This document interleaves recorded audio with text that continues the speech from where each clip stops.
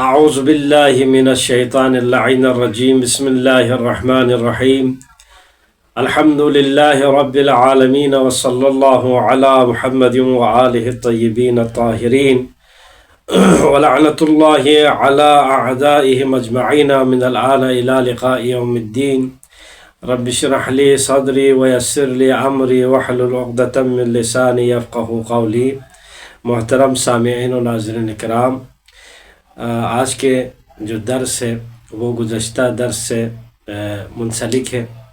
گزشتہ جو درس اس میں گفتگو کرنے کا شرف حاصل ہوا تھا وہ کیا ہے، مہم جو سوالات ہیں خلاصے کے طور پر اس کتاب کے آخر میں، یہ کتاب مبادئ العربیہ حصہ اول ہے، جزء جلد اول ہے، اور حصہ نحو کا جو آخری ہم منازل میں ہے، آخری منزلوں پر ہم اس پہ طے کر رہے ہیں منزلیں، تو لہٰذا اس میں 20 سوال ٹوٹل کیے تھے۔ ان میں سے گزشتہ دروس میں بیان نہیں کر سکے، باقی رہ گیا تھا ٹائم آنے کی وجہ سے۔ تو آج جو سوال ہے، 16واں سوال جو یہاں پر مصنف نے کیا ہے، 16واں سوال یہ ہے، مضاف کا کیا حکم ہے؟ مضاف آپ دیکھیں تو مضاف کا حکم یہ ہے، ایک تو مضاف ہمیشہ مرفوع بھی آ جاتا ہے، منصوب بھی ہو جاتا ہے، مجرور بھی ہو سکتا ہے، اور یہ مضاف یہ جملے میں اپنے مقام کے مطابق اعراب لیتا ہے۔ جملے میں جو مقام اس کے لیے ہوگا اسی مقام کے مطابق یہ اعراب لے گا۔ رفع ہو تو رفع، نصب ہو تو کیا ہے، رفع یعنی فاعل مفعول، فاعل کی بنا پر وہ رفع لے گا۔ اسی طرح نصب ہو تو مفعول کی بنا پر وہ نصب لے گا، اور جر کی بنا پر بھی وہ کیا ہے، مجرور ہو جائے گا۔ مثلا مثال اس کا یہ ہوگا، مثلا جاء کتاب زید، یہ فاعل واقع ہو رہا ہے، اور رأیت کتاب زید، یہاں پر اس جملے میں یہ مفعول کی حیثیت مقام اس کو ملا ہے، اور جلست فی بیت الطالب، میں یعنی اس طالب علم کے گھر میں بیٹھا، تو یہاں پر کیا ہے، بیتی، یہاں پر دیکھو یہ مضاف ہے، اور یہاں پر اس کو مقام ملا ہے وہ مجرور، جس جگہ جر آنے ہے وہ جگہ اس کو مل گیا ہے۔ اور تیسرا جو حکم اس کا یہ ہوگا، مضاف پر یہ بات طے ہے کہ مضاف پر کبھی تنوین نہیں آتا ہے، اس لیے اس کے بعد جو کہ مضاف علیہ آتا ہے، مضاف الیہ آتا ہے، مضاف الیہ کی وجہ سے یہ خود اضافہ ہو رہا ہے، اس وجہ سے اس کے اوپر تنوین ساقط ہو جاتے، تنوین اس کے اوپر نہیں آ جاتا۔ اور سوال ہے، سوال نمبر 17 یہ ہے، تقدیری اعراب کے کیا معنی ہے؟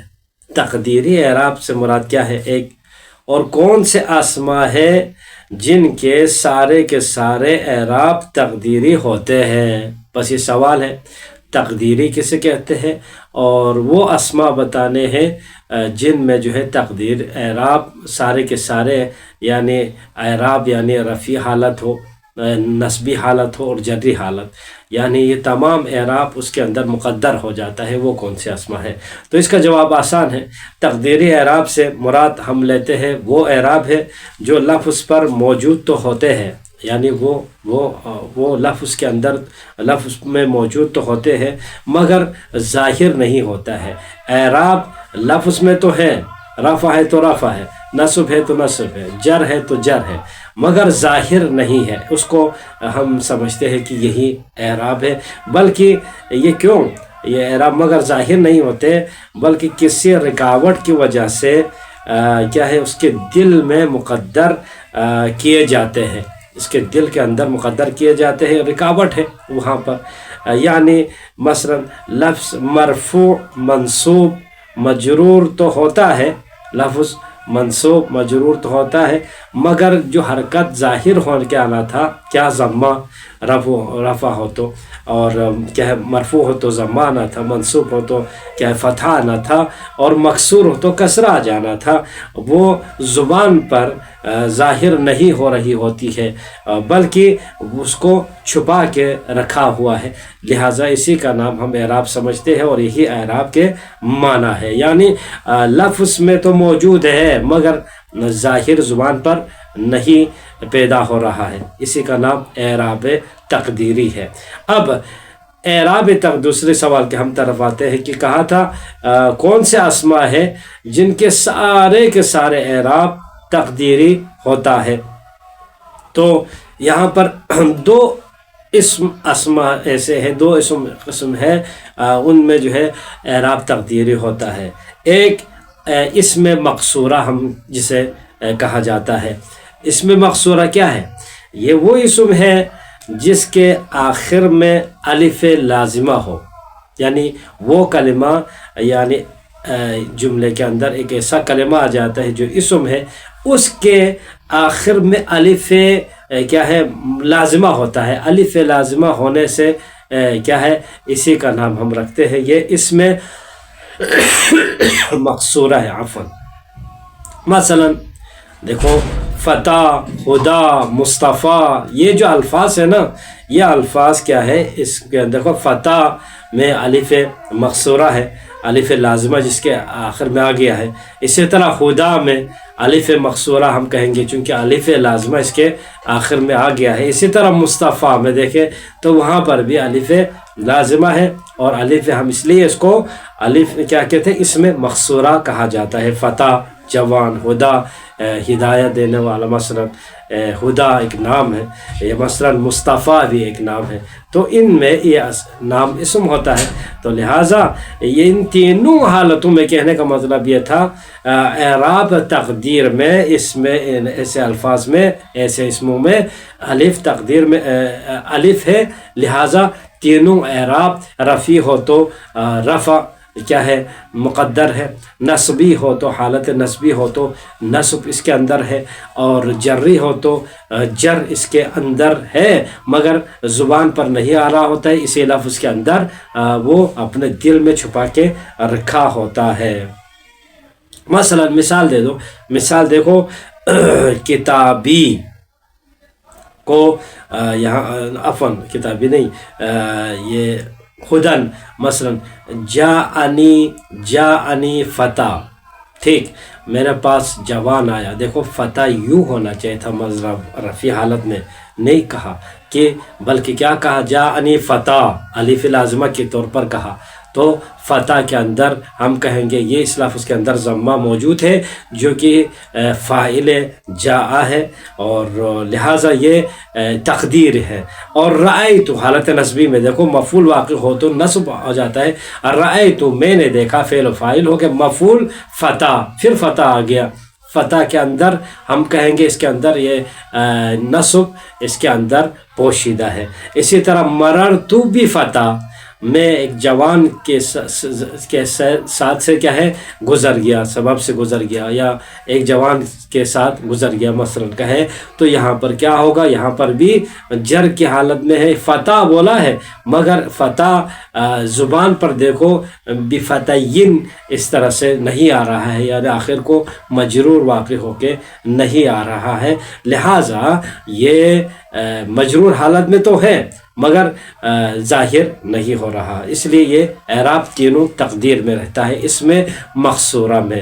اسی طرح ایک اور اسم بھی ہے، وہ اسم جو یائے متکلم کی طرف اضافہ ہو، تو ایسے اسماء کے اندر بھی کیا ہے تینوں حالات میں کیا ہے اعراب مقدر ہو کر رہ جاتا ہے۔ مثلا کتاب ہے نا، کتاب، اب اس کو یائے نسبتی یعنی یائے متکلم کی طرف اضافہ کرے تو کیا ہوگا، کتابی، مثلا کتابی میری کتاب، مثلا میری کتاب ہے، تو اب اس کو اب لے جائے اس کو حالتوں میں، حالت اعراب رفیع میں، حالت نصبی میں اور حالت جری میں، تینوں کے تینوں میں آپ کو مقدر ملیں گے۔ مثلا جاء کتابی، کوئی چینجنگ نہیں ہے، رأیت کتابی، ٹھیک، مررت بکتابی، ٹھیک، تینوں حالتوں میں کتابی کتابی ہی رہ گیا، لیکن ہمیں پتہ چل جاتا ہے جاء فعل ہے تو اس کے لیے فاعل کی ضرورت ہے، تو لہٰذا ہم کہیں گے کتابی، یہاں پر کتابیو تھا، ٹھیک ہو گیا۔ ہم اس طرح کہیں گے رأیت کتابیہ، وہاں پر نصب کی حالت میں ہونا چاہیے تھا، اور مررت بکتابی، اور یہاں پر کسرے کی حالت میں ہونا چاہیے تھا، لیکن یہاں پر تینوں کے تینوں یہ اعراب زبان پر نہیں آ رہا ہے اور مقدر رہ جاتا ہے۔ ایک اسم یہاں پر استثنائی ہم بات کرتے ہیں تاکہ ذہن میں یہ اس کو بھی جگہ دے کے رکھ دے۔ مثلا اسم منقوص بھی کہیں پہ اگر مل جائے، مثلا اسم منقوص کیا ہے؟ وہ کیا ہے؟ اسما ہے جس میں یائے لازمہ ماقبل کسرہ ہوتا ہے، تو اس کو کہتے ہیں اسم منقوص۔ یائے لازمہ آ جاتے ہیں ان اسما میں، یا تو ضرور ہے لیکن وہ یا اضافہ والے یا نہیں ہے، اضافہ والے یا ہو تو یا متکلم ہو جائے گا، اس کا اصلی یا ہے، اس یا سے پہلے زیر والے ہیں، تو ایسے کلموں میں کیا ہوگا؟ حالت رفعی اور جری حالت میں کیا ہے؟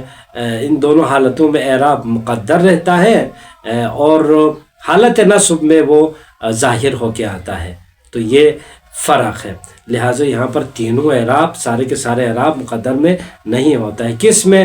اسم منقوص کے اندر۔ مثلا قاضی ہے، راعی ہے، دیکھو قاضی، راضی، داعی، اس طرح سے آپ الفاظ ہے، دوسرے تیسرے چوتھے، اس طرح سے آپ ان میں جو ہے مثلا ان کو ہم حالت رفعی اور جری اور نصبی کی حالت دیکھتے ہیں۔ دیکھو جاء قاضٍ، جاء قاضٍ، میرے پاس قاضی آیا، تو یہاں پر اعراب مقدر میں ہے، فاعل واقع ہو رہا ہے، لیکن قاضٍ یہاں پر جر دے رہا ہے، قاضٍ، ٹھیک، اعراب مقدر میں ہے۔ اسی طرح حالت جری میں لے جائے، وہاں پر بھی اعراب مقدر ملے گا، مررت بقاضٍ، بقاضٍ ہی رہ گیا، لیکن یہاں پر ہم کہیں گے یہ کیا ہے؟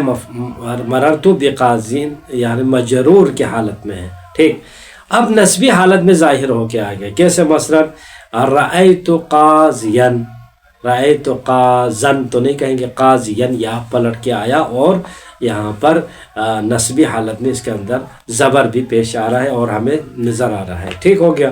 اب یہ یہاں پر اعراب تقدیری کے سارے اعراب تقدیر ہونے کے اسما اس میں مقصور ہوا، اور وہ اس اسما جو یا متکلم کی طرف اضافہ ہو جاتا ہے، ان دو اسما میں سارے کے سارے اعراب مقدر میں رہتے ہیں، اور صرف اسم منقوص میں حالت نسبی کے اندر وہ نکھر کے آ جاتا ہے، ظاہر ہو کے آ جاتا ہے۔ اب ہم سوال کی طرف بڑھتے ہیں۔ سوال نمبر 18 یہ ہے، سوال نمبر 18 ہے توابع کسے کہتے ہیں؟ توابع بھی ہم نے پڑھا تھا گزشتہ دنوں میں، تو توابع کسے کہتے ہیں؟ اس کا ماحصل اگر ہم خلاصہ کریں تو یہ وہ الفاظ ہے توابع جو اپنے سے پہلے الفاظ کے تابع ہوتے ہیں، یعنی چند الفاظ ادھر ہے، چند الفاظ ادھر ہے، تو یہ پہلے جو الفاظ ہے اس کے تابع میں کچھ اور الفاظ آ جاتے ہیں، تو ان کو ہم کہیں گے تابع، یعنی توابع کہیں گے، جو کہ اعراب کے اندر یہ جو بعد والے الفاظ ہیں، یہ پہلے والے جو الفاظ ہیں اس میں اعراب کے لحاظ سے وہ پیروی کر رہے ہوتے ہیں، تو یہ الفاظ جو اس کے اعراب، یعنی وہ پہلے والا لفظ مثلا رفیع حالت میں ہے تو دوسرا جو لفظ اس کے ساتھ آیا ہے وہ بھی رفع ہو جائے گا۔ پہلا نصبی حالت میں ہے تو یہ نصب آ جائے گا اس کے اوپر بھی، پہلا رفعی حالت میں ہے یعنی جر کی حالت میں ہے تو یہ لفظ بھی جو بعد میں آیا ہے تو وہ بھی رفع کی حالت میں آتا ہے۔ یہی توابع ہمیں سکھاتا ہے کس طرح سے ہمیں اپنے دین کی ہمیں پیروی کرنا چاہیے، اپنے مذہب کی ہمیں پیروی کرنا چاہیے، اللہ کے فرامین کی ہم پیروی کس طرح کرنا چاہیے۔ اگر اللہ ہمیں کہے تو فاعل بن کے تم مرفوع حالت میں رہے تو ہم مرفوع حالت میں رہنا چاہیے، اگر اللہ کہے ہم تم منصوب حالت میں رہے یعنی منصوب حالت میں رہے تو نصب سر بلند ہو کے رہنا چاہیے.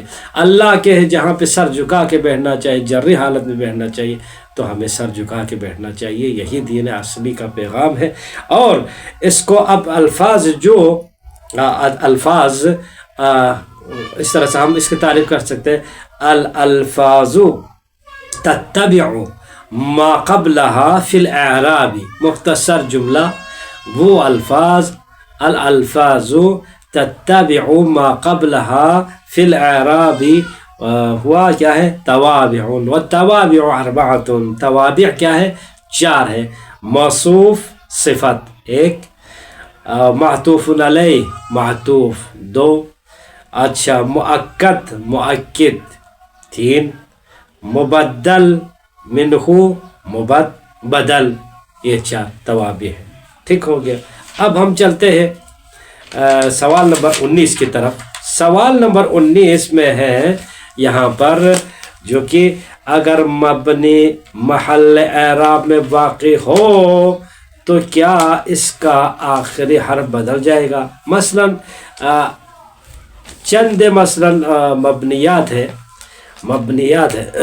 مثلا چند اسماء مبنی ہوتے ہیں. ٹھیک، وہ کتنے اسماء ہوتے ہیں ہم آپ کو بتاتے ہیں. اسماء مبنیات، سوال یہ ہے، پہلے سوال سمجھ لیں. مبنی جو اسماء ہوتے ہیں وہ محل اعراب میں واقع ہوتا ہے. محل اعراب یعنی اعراب کے محل میں وہ واقع ہوتا ہے، وہاں پر رفع منصوب اور جر یہ وغیرہ ہو جاتا ہے اعراب. ٹھیک، محلن ہو جاتے ہیں. لفظاً کیا ہے؟ وہ مبنی ہمیں ظاہر ہو رہا ہوتا ہے. جس طرح مثلا اس میں مقصورہ میں تھا، ٹھیک، وہی حالت ادھر بھی ہے. کہتا ہے کہ اس کا آخری سوال ہے، اس کا آخری حرف بدل جائے گا؟ تو اس کا ہم مائنس میں جواب دیں گے نہیں کہہ کر، چونکہ المبنی لا يتغیر آخرہ بتغیر العوامل.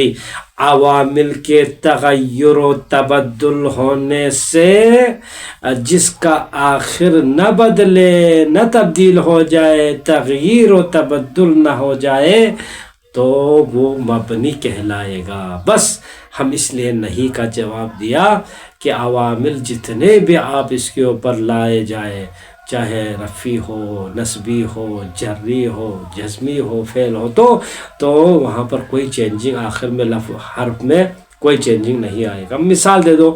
اب یہاں پر اسماء مبنیات بھی ہمیں کچھ یاد رہے تو اچھی بات ہے. مثلا اسماء اشارہ سارے کے سارا کیا ہے؟ مبنی ہے.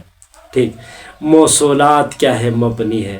ٹھیک، اسماء شرط مبنی ہے، اسماء استفہام مبنی ہے، اسماء بعض ظروف کیا ہے؟ مبنی ہے. اسی طرح ضمائر سارے مبنی ہے، ہوا ہما ہم یہ وغیرہ. تمام حروف تہجیب مبنی ہے. مثلا افعال میں فعل ماضی ہمیشہ مبنی رہتا ہے، فعل امر بھی ہمیشہ مبنی رہتا ہے، اور بعض مضارع جب اس کے پر نون تاکید آ جائے تو مبنی بن جاتے ہیں. تو یہ مبنیات ہے. دیکھو فعل اور اسماء کے اندر مبنیات. مثال دیتے ہیں ان میں سے ایک کہ ہم اسماء اشارہ میں سے مثلا ھذا ہے. ھذا اسماء اشارہ ہے، مبنی ہے، اور یہ ھذا تینوں حالتوں میں ھذا ہی رہے گا. مثلا جاء ھذا، جاءنی ھذا، میرے پاس یہ آیا. تو یہاں پر ھذا یو ھذو نہیں کہا. ٹھیک، رأیت ھذا، یہاں پر بھی وہی حالت ہے، آخر میں حرف میں کوئی تبدیلی نہیں ہے. اور مررت بھذا، اور میں اس کے ساتھ گزر گیا، تو یہاں پر بھی کوئی تبدیلی نہیں ہے. اب ہم بڑھتے ہیں سوال نمبر 20 کی طرف. سوال نمبر 20 یہاں پر کیا ہے؟ یہاں پر نحوی اصطلاحات کو مثالوں سے واضح کیجئے. وہ نحوی اصطلاحات یہاں پر کم از کم یہاں پر ہے 14. یہاں پر 14 معصومین کے نام پر یہاں پر چند اصطلاحات ہے، اور 14 ہے وہ. اس کے ہمیں کیا کرنا ہے؟ مثالوں سے واضح کرتے جانا ہے. مثلا مثالوں سے واضح کرنا ہے. مثلا المعرب المبنی الاعراب، البناء، الرفع، النصب، الجزم، التمیز، نکرۃ غیر مقصودۃ، المضاف الیہ، التابع، النعت، المؤکد، بدل البعض من الکل. بس یہ 14 ہے. المعرب، ان میں سے معرب کیا ہے، اعراب کیا ہے. مثلا آتے ہیں معرب کیا ہے، وہ کلمہ جس کے آخر میں عامل کے بدلنے سے حرکت بدل جاتے ہیں اس کو کہتے ہیں کیا، معرب. عوامل کے بدلنے سے آخری حرف بدلے، آخری کیا ہے، حرکت بدل جائے، حرف نہیں حرکت بدل جائے تو وہ کیا ہے، معرب کہلائے گا. مثال جاء زید، رأیت زیدن، مررت بزید. یہ معرب کی وجہ سے دیکھو زیدن، زیدن، زیدن اس طرح ہو گیا. ٹھیک. مبنی کیا ہے، دوسرا اصطلاح تھا. مبنی کیا ہے، مبنی کیا ہے، جس کے آخر عوامل کے بدلنے سے نہ بدلے. مختصر مثلا ھذا کتاب، رأیت ھذا کتابا. ٹھیک. مررت بھذا کتاب مثلا ایسا ہو گیا. تو یہ ھذا دیکھو مبنی ہے، تینوں کیا ہے، مبنی ہے. تو مبنی اسی حالت میں آخر عوامل کے بدلنے سے، ابھی ابھی بتایا تھا، عوامل کے بدلنے سے یہ نہیں بدلا، ھذا ہی رہا. نمبر 3 کیا کہا ہے، البنا ہے. بنا کیا ہے، کلمہ ایک ہی حالت میں ثابت رہے، تبدیلی آئے تو بنا کہلاتا ہے، تبدیلی نہیں آتا ہے. مثلا ایک ہی بنا کس کہتے ہیں، کلمہ ایک ہی حالت میں ثابت رہے، تبدیلی نہ آئے تو اسے بنا کہلاتا ہے، ایک ہی حالت میں رہے. مبنی ہے، ابھی ابھی بتایا تھا ھذا مثلا مبنی ہے. ٹھیک. مثال دیکھو من ہے، من جاء میں یہاں پر جو من ہے وہ من مبنی ہے، مبنی علی السکون. ٹھیک. رفع کسے کہا اور رفع کی مثال دینا ہے. رفع یعنی یہ وہ حالت ہے جس میں کلمے پر ضمہ یا ضمہ کا کوئی قائم مقام کوئی چیز آ جائے تو اس کو رفع کہتے ہیں. مثلا ضمہ اصلی ہے اور اس کا قائم مقام ضمہ کہیں پہ جانا ہوا تو وہ کون جانشین چھوڑ کے جائے گا، تو وہاں پر وہ جو قائم مقام ہوگا وہ واو ہوگا، الف نون ہوگا. مثلا مثال دے دیں، اس کے لیے مثال دیتے ہیں. مثلا الولد قائم، الولد مبتدا، قائم خبر ہے، اور قائم کے آخر میں جو حرکت ہے وہ رفعی ہے، رفعی حرکت ہے وہ ضمہ ہے. دیکھو قائم میں میم کے اوپر دو پیش ہے، میں ضمہ ہے. اسی طرح اب یہاں پر ضمہ کہیں پہ چلا جاتا ہے. مثلا کیسے مثالوں میں، جب مذکر سالم، المسلمون ناجحون، المسلمون ناجحون مبتدا خبر ہے، لیکن یہاں پر کیا واقع ہو رہا ہے، دیکھو یہاں پر المسلمون میں واو، یہاں پر رفیع حالت میں واو نون ہے، ناجحون میں بھی واو نون ہے، اور یہ مبتدا، یہ کیا ہے، مبتدا خبر میں واو یہاں پر واقع ہوا ہے. اب یہ واو اور نون کیوں آیا ہے، تو ہم کہیں گے یہ نون جو ہے یہاں پر نون ہے، یہ نون عوض رفیع ہے. کس کے، وہ جو مثلا مبتدا کے اندر تھا وہ جو نون ہے وہ اس کا قائم مقام ہوا ہے، ابھی وہ ضمہ چلا گیا ہے تو اس کے جگہ پہ نون آ کے بیٹھ گیا ہے. ٹھیک. الولدان حسنان من کیا ہے، میں جو ہے الف، الولدان میں الف اور حسنان میں الف و نون یہاں پر کیا حالت رفیع میں ہے، تو یہ رفع کہتے ہیں. رفع یعنی وہ کیا ہے، وہ حالت جس میں کلمے پر ضمہ ہوتا ہے یا ضمے کے قائم مقام کوئی چیز ہوتا ہے، یہ رفع ہو گیا. نصب کیا ہے، ایک اور اصطلاح ہے. نمبر 6 نصب کیا ہے، وہ حالت ہے جس میں کلمہ پر فتحہ، جس طرح وہ ضمہ تھا اب یہاں پر فتحہ ہوتا ہے یا نائب فتحہ ہوتا ہے. نائب فتحہ جب مثلا فتحہ، نائب فتحہ الف ہے، نائب فتحہ کیا ہے، الف ہے، یا ہے، حذف نون ہے.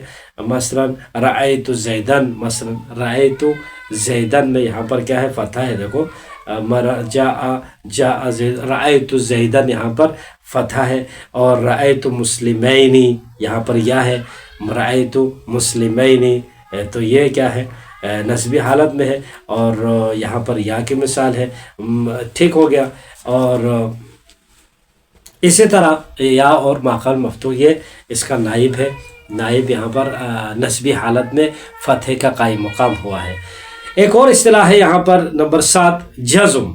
جزم کیا ہے، جزم کے لیے مثال لاؤ.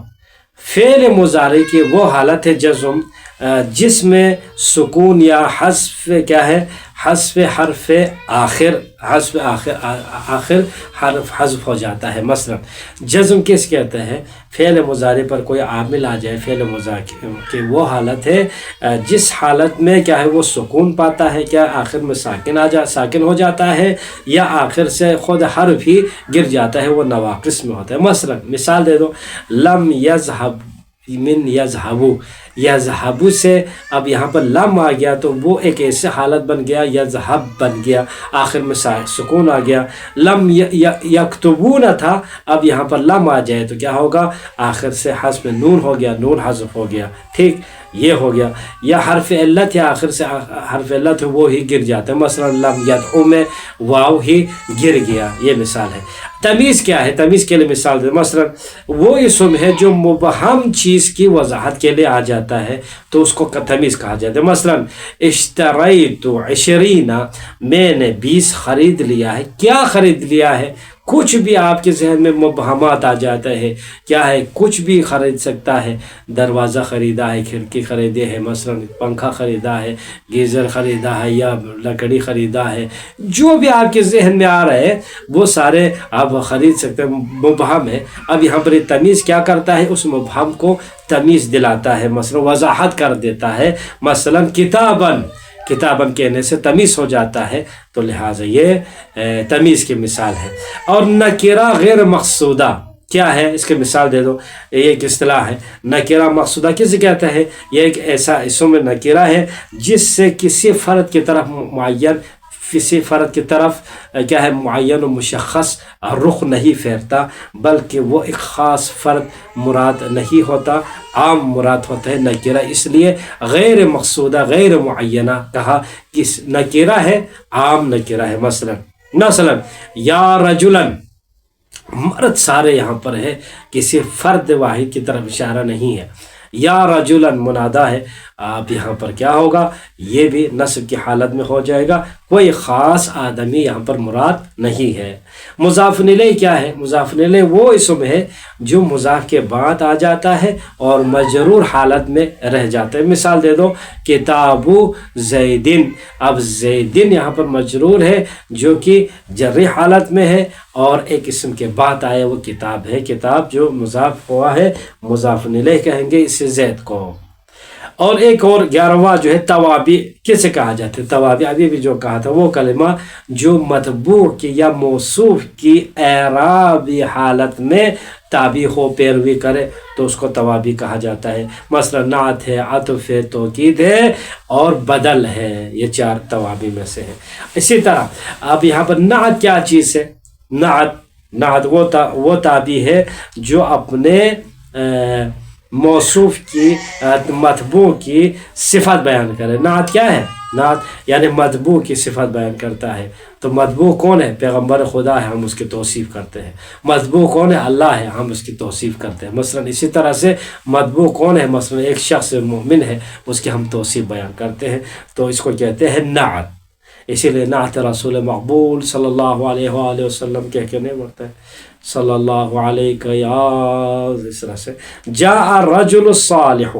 اب دیکھو اس کی مثال، الرجل یہاں پر ہم متبوع کہیں گے، اور نعت کسے کہیں گے؟ الصالح، نعت لائے۔ دیکھو جاء الرجل، ایک مرد، وہ مرد آیا ہے جس کی صفت یہ ہے کہ وہ صالح متدین ہے، ٹھیک، یہ اس کا صالح و متدین ہونے اس کے نعت بیان کیا ہے۔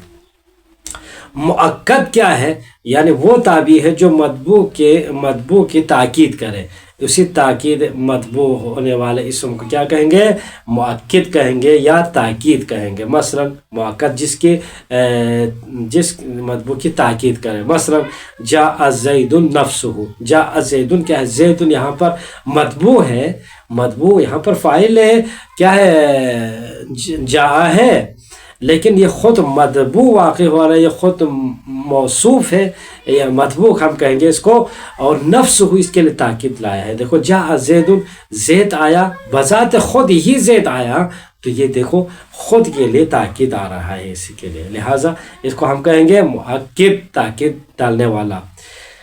رہ گیا 14 اور آخری، بدل بعض من الکل، وہ کیا ہے؟ بدل بعض من الکل ایک اصطلاح ہے، ایسا بدل ہے جملے کے اندر ہوتا ہے، یہ ایسا بدل ہے جو کل کا ایک حصہ ہوتا ہے، اس لیے کہا بدل بعض من الکل، کل سے ایک حصے پر دلالت کرنے والی چیز کو، اسم کو بدل بعض کہا جاتا ہے من الکل۔ مثلا اکلت الرغیف نصفہ، میں نے کیا ہے روٹی کو کھایا، میں نے روٹی کھایا تو کیا یہ پورا روٹی کھا لیا؟ نصفہ کہا، دیکھو اس کا آدھا حصہ کھا لیا، تو یہ اس کو کہتے ہیں الرغیفہ۔ یہاں پر ہم کیا کہیں گے؟ مبدل منہ، نصفہ بدل کہیں گے، بس بدل ہے تو کون سا؟ بدل کل من الکل ہے، تمام کے تمام کھائے ہیں، یا بدل بعض من الکل ہے، اس روٹی کے جو ہے نا تھوڑا سا حصہ کھا لیا ہے، تو تھوڑا سا حصہ کھانا بہتر ہے، تو اس کے اس لیے کہا بدل بعض من الکل۔ انشاءاللہ کل ہم اس کتاب میں سے سوالات ہم ختم کر دیے، مشق نمبر 57 انشاءاللہ وہ کرنے کی ہم کوشش اور سعادت حاصل کریں گے، اللہ نے عمر دراز فرمائے تو۔ والحمدللہ رب العالمین، اللہ محمد و آل محمد۔